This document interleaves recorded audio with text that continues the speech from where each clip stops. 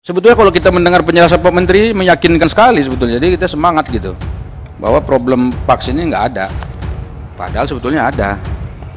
Mohon maaf Pak Menteri, dari strategi yang disampaikan tadi nggak ada yang meyakinkan saya itu. Kenapa? Karena memang kita tergantung pada orang lain. Emang siapa yang mau bertaruh untuk negeri kita kalau bukan kita sendiri? Yang perlu didalami dulu, jangan kemana-mana dulu ini. Kalau vaksinnya ini belum jelas, kita ya gimana kita? Ya enggak, kita keluar rumah sekarang terancam loh. Kenapa? Karena ada di mana-mana nih virus COVID-19 ini. Rapat kita saja duduk di sini selalu diawasi apakah mereka protokol kesehatan atau tidak. Belum lagi di masyarakat itu ada yang sebagian melaksanakan protokol kesehatan pada saat pernikahan, ada yang enggak dimaki-maki, ya kan? Yang orang kaya enggak diapa-apain, yang orang miskin melakukan pesta kayak gitu dimarah-marahin. Apa ini kayak gini? Terima kasih sudah klik video ini. Jangan lupa tekan tombol subscribe untuk bergabung. Dalam hitungan saya persilahkan kalian untuk tekan tombol subscribe. 10, 3, 2, 1. Saya ucapkan selamat bergabung dalam channel ini. Saya mau memberikan informasi pada kita semua ini soal Kemendristek BRIN itu. Tadi sudah dibahas di rapat Bamus bahwa Presiden sudah meminta izin untuk melakukan likuidasi terhadap kementerian itu. Jadi ya dia mau digabungkan. Jadi Kemendristek BRIN-nya itu mungkin gabung ke ke Kementerian Pendidikan. Kemudian yang satu lagi akan digabung ke Kementerian Investasi. Ini ada kaitannya sama kita. Kenapa? Karena yang mengawal vaksin merah putih itu kan di sana. Jadi kalau pindah ke Kementerian Pendidikan itu suratnya sudah ada. Ini ada fotokopinya sama saya ada nih. Jadi saya kira ini hal yang sangat penting juga ya dibuka gitu. Kenapa? Karena tadi saya sebetulnya dari kita berkali-kali rapat soal vaksin di sini, saya belum pernah mendapat keterangan resmi bahwa selama apa sih kita bisa imun dengan apa yang vaksin yang sudah ada ini. Berapa lama? Setahunkah? 2 tahunkah? Seumur hidupkah? Atau berapa? Jangan-jangan kalau cuma 6 bulan atau setahun berarti tahun depan kita butuh vaksin lagi. Sementara vaksin merah putihnya tadi yang dikelola oleh Kemendristek BRIN-nya itu nggak ada.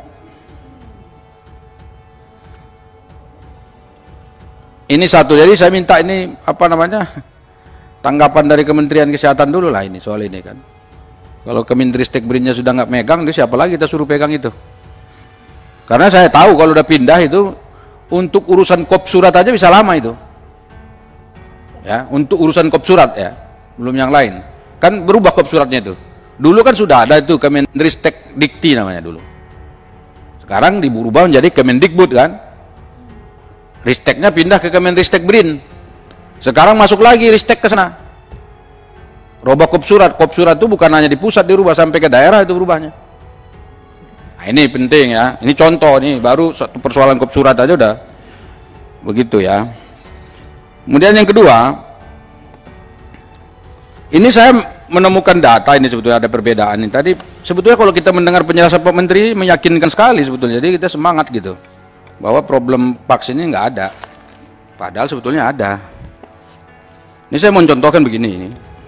Data yang pertama ini kan ada di sini, yang data ini. Namun kini masalah kita adalah itu ada datanya. Lalu ada perbaikannya kan ini, yang tadi kita tunggu. Nah kalau saya bandingkan, ini tolong kalau misalnya yang punya data ini, kalau saya bandingkan, ini di data yang ada di pertama ini kan misalnya ya bulan Januari 3 juta, bulan Februari 7,8 juta sekian, benar ini. Maret 11,4 juta, udah benar. Tapi masuk ke April, data yang pertama tadi diberikan itu 8,89 juta, tapi perbaikannya 7,6 juta. Selisih ini, besar selisihnya. Kemudian bulan Mei, di sini bulan Mei disebut 20 juta, 357.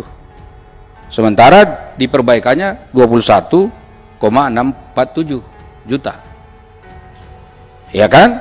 Kemudian yang berikutnya bulan Juni kembali sama angkanya. Bulan Juli angkanya sama, tapi Agustus angkanya beda. Yang pertama 29, sekian juta, yang ada di tangan kita sekarang yang baru 24 juta, ada 5 juta lebih nih selisihnya. Kemudian yang bulan September berubah lagi, yang lama 11 juta, yang ini 6 juta. Ini saudara bukan persoalan sepele ini, perubahan angka ini. Kenapa berjuta-juta kok itu selisihnya? Konsekuensinya ke anggaran gimana? Katanya kan ini mau diganti dengan Sinovac kan? Yang tadi loh, itu maksudnya yang vaksin AstraZeneca tadi kan mau diganti ke Sinovac. Emang harganya berapa itu? Kalau kita beli AstraZeneca berapa?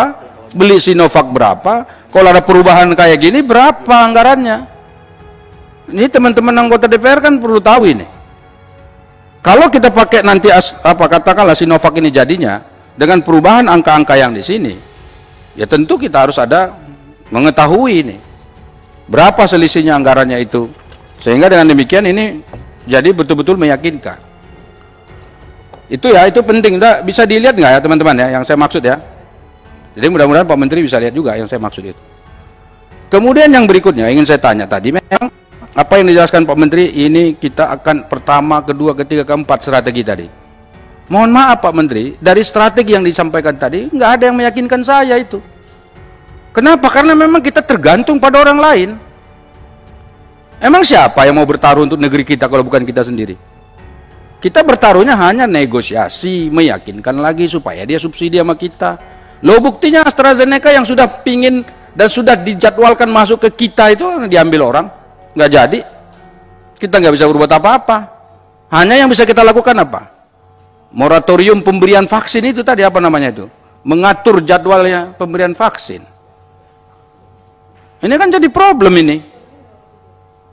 Nah saya kira ini mohonlah misalnya ya soal lebih meyakinkan lagi nih.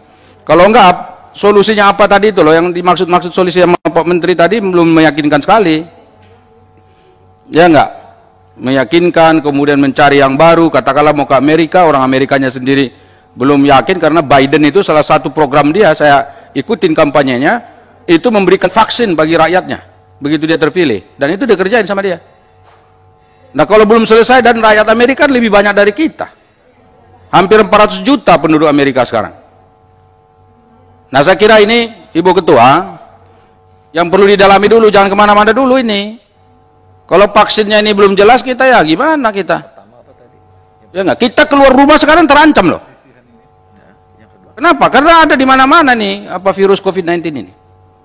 Rapat kita saja duduk di sini selalu diawasi apakah mereka protokol kesehatan atau tidak. Belum lagi di masyarakat itu ada yang sebagian melaksanakan protokol kesehatan pada saat pernikahan, ada yang enggak dimaki-maki, ya kan? Yang orang kaya enggak diapa-apain, yang orang miskin melakukan pesta kayak gitu dimarah-marahin. Apa ini kayak gini? Kenapa? Karena soal vaksin ini, soal COVID ini yang belum tuntas gitu. Saya kira ini dulu Ibu Ketua. Nanti Ibu Penny belum selesai kita. Terima kasih Bu Ketua.